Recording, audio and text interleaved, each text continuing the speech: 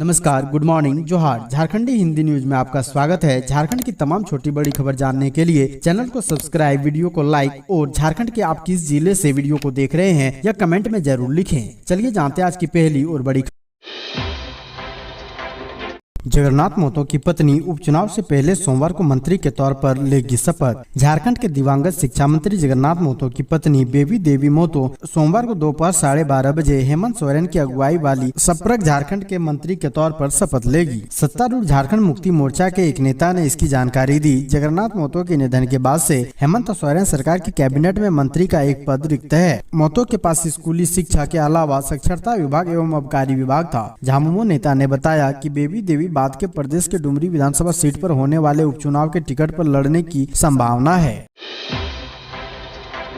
कृषि मंत्री बादल पत्रलेख आज करेंगे श्रावणी मेले का उद्घाटन। कांवरियों के लिए किए गए हैं ये इंतजाम। बिहार झारखंड की सीमा दुम्मा में 3 जुलाई यानी सोमवार को वैदिक मंत्रोच्चार के बीच राज्य के श्रावणी मेले का उद्घाटन किया जाएगा। देवघर डीसी मंजूनाथ भजंत्री ने इस संबंध में जानकारी देते हुए कहा कि राज्य के श्रावणी मेला का उद्घाटन झारखंड के कृषि पशुपालन मंत्री बादल पत्रलेख करेंगे। इसके बाद ही 4 जुलाई से राज्य के श्रावणी मेला की शुरुआत हो जाएगी। देवघर डीसी मंजूनाथ भजंत्री और नगर आयुक्त शैलेंद्र कुमार लाल ने जिला प्रशासन की टीम के साथ पूरे मेला क्षेत्र के रूट लाइन, आवासन और मेले के तमाम व्यवस्थाओं का जायजा लिया। हाईकोर्ट के जज से कराए जाए जमीन घोटाले की जांच। बाबूलाल मरांडी ने सीएम हेमंत सोरेन को लिखा पत्र। झारखंड बीजेपी दल के नेता बाबूलाल मरांडी ने मुख्यमंत्री हेमंत सोरेन को पत्र लिखकर आग्रह किया है कि वे राज्य में बड़े पैमाने पर हुए भूमि घोटाले की जांच हाईकोर्ट के वर्तमान न्यायाधीश की अध्यक्षता में एसआईटी गठित कर कराएं। दरअसल ईडी की छापेमारी में अफसर अली के घर से जमीन के 36 डीड जब्त हुए थे। कोलकाता के रजिस्ट्रार ऑफ इंश्योरेंस द्वारा इस डीड की जाँच करने पर खुलासा हुआ कि सभी डीड में छेड़छाड़ और जलसाजी की गई है। ईडी की अनुशंसा पर रजिस्ट्रार ऑफ इंश्योरेंस कोलकाता ने वहां के हेयर स्ट्रीट थाने में 26 जून 2023 को कांड संख्या 196/2023 में अज्ञात जलसाजों पर मुकदमा दर्ज कराया है।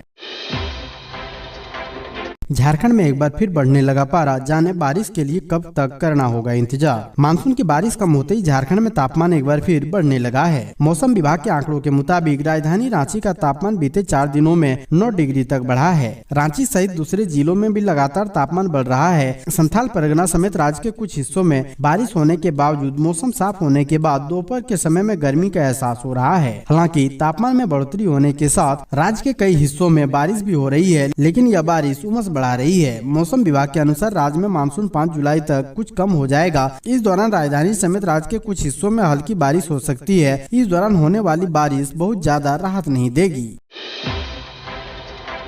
सीएचओ के बम्पर पदों पर आवेदन की आखिरी तारीख नजदीक, जल्द ऐसे करें अप्लाई। सरकारी नौकरी की चाह रखे उम्मीदवारों के लिए एक महत्वपूर्ण खबर सामने आई है। दरअसल झारखंड ग्रामीण स्वास्थ्य मिशन सोसाइटी ने सामुदायिक स्वास्थ्य अधिकारियों के पदों पर बम्पर भर्ती निकाली है। झारखंड ग्रामीण स्वास्थ्य मिशन सोसाइटी में 1400 पदों पर भर्ती होनी है। इन पदों पर जिन भी उम्मीदवारों का आवेदन करना है वे आधिकारिक वेबसाइट jrhms.jharkhand.gov.in पर जाकर अप्लाई कर सकते हैं। उम्मीदवार लिंक के माध्यम से भी इसके लिए एक क्लिक में अप्लाई कर सकते हैं। इन पदों पर आवेदन करने की अंतिम तारीख 8 जुलाई 2023 है।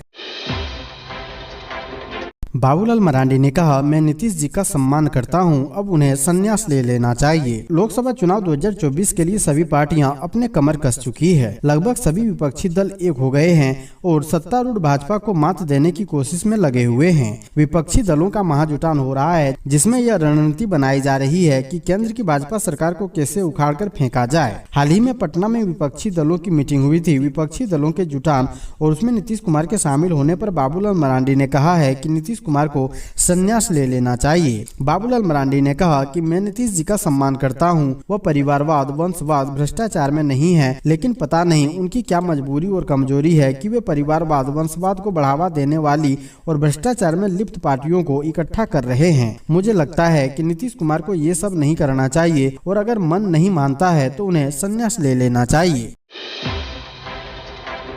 यूसीसी को झामुमो ने बताया विवह जानकारी। कांग्रेस और राजद ने कहा, चुनावी एजेंडा पूछा, आदिवासी परंपराओं को लेकर भाजपा की क्या है सोच। यूनिफॉर्म सिविल कोड यानी यूसीसी इन दिनों देश भर में बहस और चर्चा का विषय बना हुआ है। मध्य प्रदेश में पिछले दिनों प्रधानमंत्री नरेंद्र मोदी द्वारा अपने कार्यकर्ताओं के बीच इस विषय का जिक्र करने और विधि विभाग की ओर से देशवासियों से राय मांगने के बाद इस मुद्दे ने राजनीतिक सरगर्मी तेज कर दी है। झारखंड में ये भी मुद्दा छा गया है। झारखंड में भाजपा की नीति सिद्धांतों का विरोध करने वाले सत्ताधारी दल झारखंड मुक्ति मोर्चा, कांग्रेस और राष्ट्रीय जनता दल ने भी देश में समान नागरिक कानून लाने के प्रयासों को विभाजनकारी करार दिया है। झारखंड मुक्ति मोर्चा के केंद्रीय प्रवक्ता और शिबू सोरेन परिवार के बेहद करीबी माने जाने वाले सुप्रियो भट्टाचार्य ने यूसीसी लागू करने के मोदी सरकार के प्रयासों को विभाजनकारी बताते हुए कहा है कि देश इसे स्वीकार नहीं करेगा। उन्होंने कहा कि यह मोदी सरकार का सिर्फ चुनावी एजेंडा भर है और बेहद गंभीर मुद्दा भी है।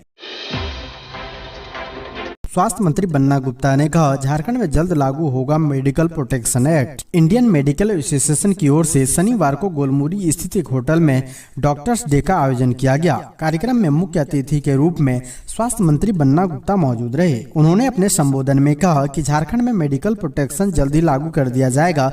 यह चिकित्सकों की बहुत पुरानी मांग है। सरकार ने इस दिशा में करीब 80% काम कर लिया है। बताया है कि अलग अलग राज्यों में लागू कानून को एक साथ अध्ययन कर एक्ट तैयार किया जा रहा है। इस दौरान सांस्कृतिक कार्यक्रम का आयोजन किया गया। कार्यक्रम में doctor IM Prasad, doctor BR Master, doctor KN Singh, doctor G Praveen Kumar और doctor Bharti Minj, doctor G Seemanji, doctor Saurabh Chaudhary उपस्थित थे।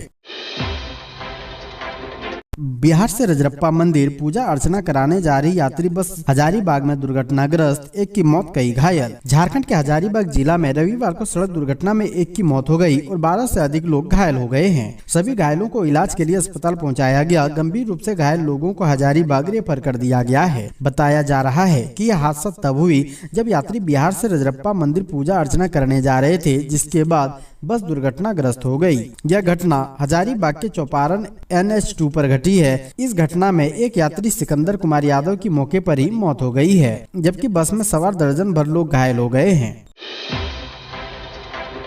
बाजार समितियों की दुकानों को किराए पर देने और बिक्री करने वाले व्यापारियों का आवंटन होगा रद्द। बाजार समितियों की दुकानों को किराए पर देने और बिक्री करने वाले व्यापारियों की अब खैर नहीं है। जांच के बाद ऐसे व्यापारियों का आवंटन रद्द करने की कार्रवाई की जाएगी। यही नहीं, राजस्व बढ़ाने के लिए दुकानों और गोदामों का किराया बढ़ाया जाएगा। SDO को पत्र लिखकर बाजार दर और बाजार समितियों के किराए का आकलन कराया जाएगा। इसके बाद किराया में संशोधन किया जाएगा।